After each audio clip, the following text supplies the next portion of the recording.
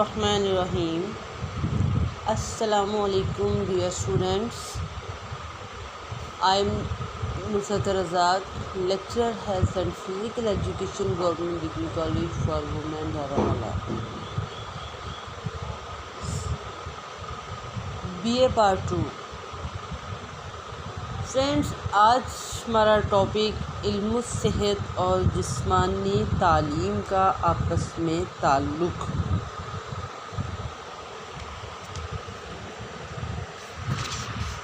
علم الصحت جیسا کہ نام سے ہی ظاہر ہے، صحت کا علم۔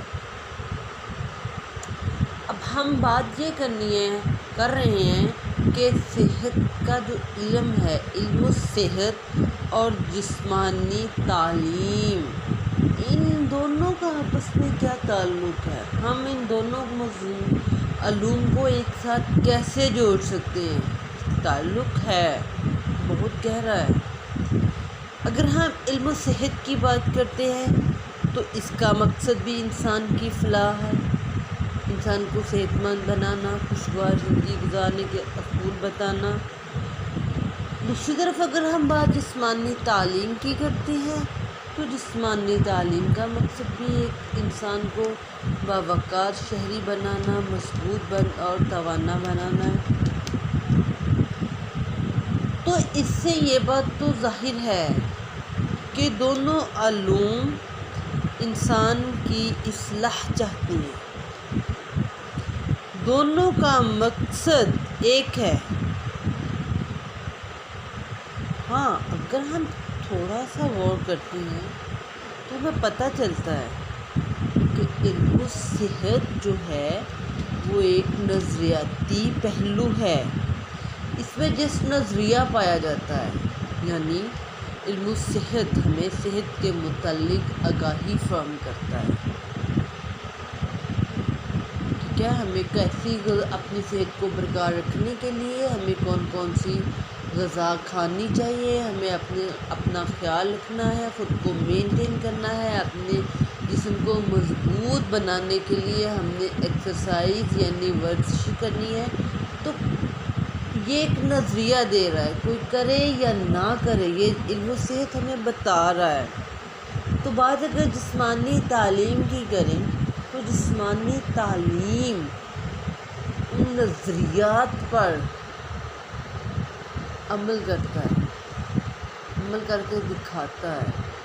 جسمانی تعلیم میں عملی پہلو پایا جاتا ہے، یعنی جس طرح ہم نے پارٹ 1 میں پڑھا تھا ایجوکیشن اور فزیکل ایجوکیشن کا تعلق، اس میں بھی ہم نے یہ چیز ڈسکس کی تھی کہ ایجوکیشن ہمیں جس ایک نظریہ دیتی ہے، ہمارے اندر سوچ پیدا کرتی ہے، ہمیں شعور دیتی ہے، لیکن فزیکل ایجوکیشن ان تمام باتوں پر عمل کرواتی ہے۔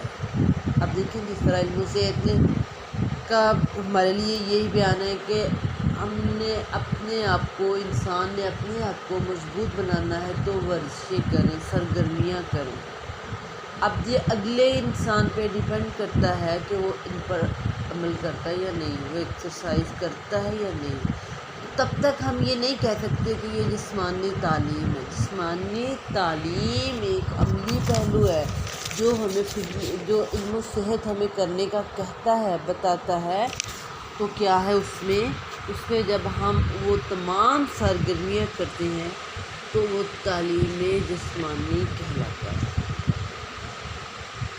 اسی طرح پروفیسر رائٹر کہتے ہیں کہ علم الصحت کا مطلب یعنی اس کا دائرہ کار جو اسکوپ ہے وہ صحت کی حفاظت کرنا، جسمانی، ذہنی اور جذباتی صحت میں بہتری پیدا کرنا ہے۔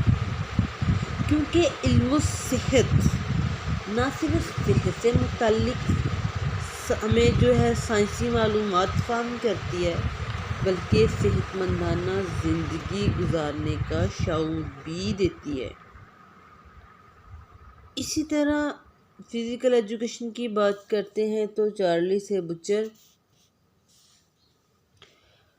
جسمانی تعلیم کی تعریف کو واضح کرتے ہوئے کہتے ہیں کہ جسمانی تعلیم عام تعلیم کا ایک ایسا لازمی جز ہے جس کا مقصد فرد کی ذہنی، جسمانی، جذباتی، سماجی اور معاشرتی صلاحیتوں کو جسمانی سرگرمیوں کے ذریعے متوازن انداز میں پروان چڑھانا ہے۔